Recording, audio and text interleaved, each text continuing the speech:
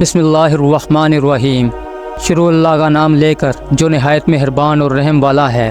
ناظرین السلام علیکم۔ آب حیات ایک ایسا پانی جس کو پینے والا ہمیشہ کے لیے امر ہو جاتا ہے، وہ چشمہ جس کی تلاش ہر زمانے کے حکمرانوں، سیاحوں اور جہازرانوں نے کی۔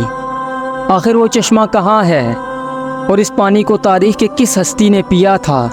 قدیم زمانے سے ہی محققین اور سیاحوں کا ماننا تھا کہ زمین پر کہیں کسی مقام پر ایک ایسا چشمہ بھی موجود ہے جس کے پانی میں سبھی بیماریوں کو ٹھیک کرنے کے ساتھ ساتھ جسم کو امر بنانے کی قوت بھی موجود ہے۔ دنیا کے الگ الگ تہذیبوں اور علاقوں میں آب حیات یعنی فاؤنٹین آف یوتھ نامی اس چشمے کا ذکر ملتا ہے۔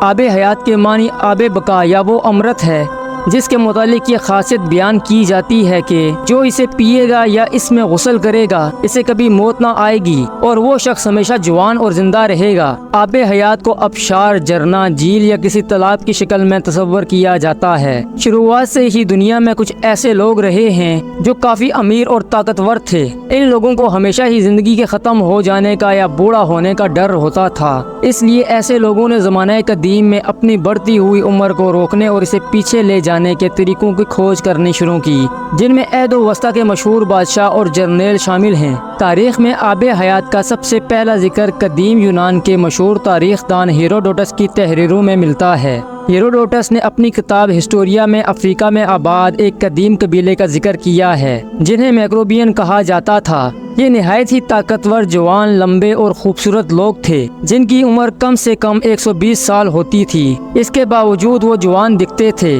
ہیروڈوٹس کے مطابق میکروبین سہارا ریگستان اور افریقہ کے شمالی علاقوں میں آباد تھے۔ میکروبین کی سرزمین میں ایک خاص قسم کا چشمہ بہتا تھا اور یہ چشمے کا پانی ہی ان لوگوں کی لمبی عمر کا راز تھا۔ ہیروڈوٹس نے لکھا ہے کہ یونان کا بادشاہ جب میکروبین کی سرزمین پہ پہنچا تو ان لوگوں نے بادشاہ کو وہ چشمہ دکھایا جس میں نہانے کے بعد بادشاہ کا جسم نہایت ہی چمکدار اور ملائم ہو گیا اور اس کے جسم سے خاص قسم کی خوشبو آنے لگی۔ اس چشمے کا پانی اتنا کمزور تھا کہ اس میں کوئی چیز تیر نہ سکتی تھی، نہ لکڑی اور نہ ہی کوئی ہلکی چیز۔ ہیروڈوٹس لکھتا ہے کہ شاید میکروبین کی لمبی عمر کی وجہ اس چشمے کا پانی کا مسلسل استعمال ہے۔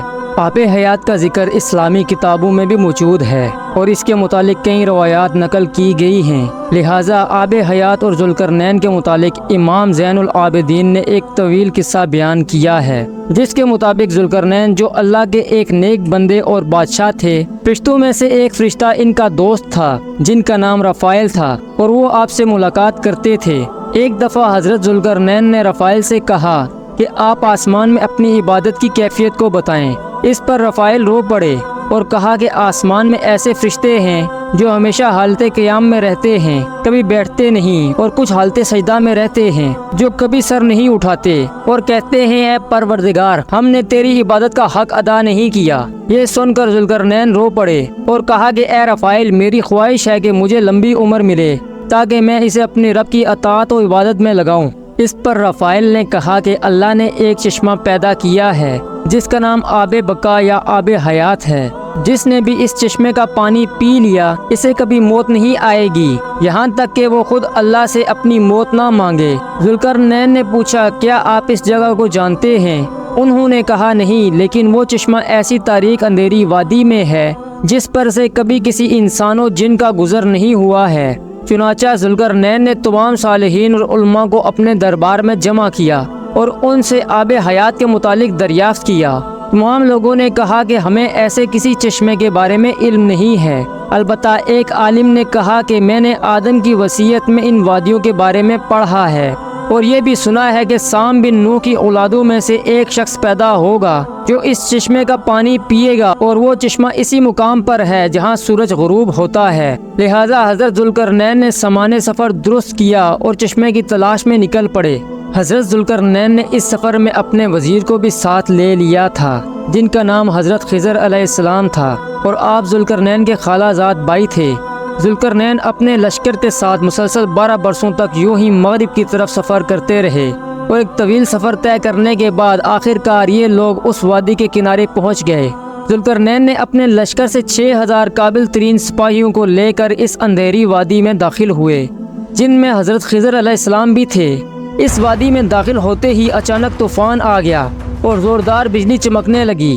ذوالقرنین کا لشکر بکھر گیا اور کچھ دیر بعد جب طوفان تھما تو حضرت ذوالقرنین داہنی طرف جا پہنچے، جبکہ حضرت خضر علیہ السلام بائیں جانب چلے گئے۔ خضر علیہ السلام اس تاریک راہ میں بھٹکتے ہوئے چشمے حیات تک جا پہنچے۔ آپ کو شدید پیاس لگی تھی، لہٰذا آپ نے اس چشمے کا پانی پیا، غسل کیا اور اس پانی سے وضو کیا۔ یہ چشمہ دودھ سے زیادہ سفید اور شہد سے زیادہ میٹھا تھا۔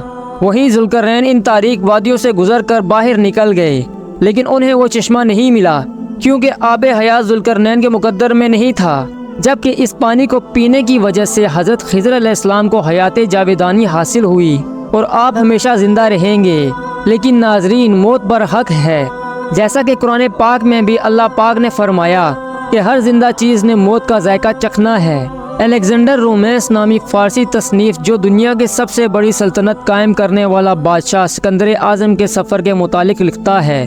ان تحریروں میں بھی آب حیات کا ذکر ملتا ہے، جس میں بتایا گیا ہے کہ سکندر اعظم اپنی سپاہیوں کے ساتھ چشمے حیات کی تلاش میں نکلا تھا اور لمبے سفر کے دوران وہ اس تاریک سرزمین کے قریب جا پہنچا تھا۔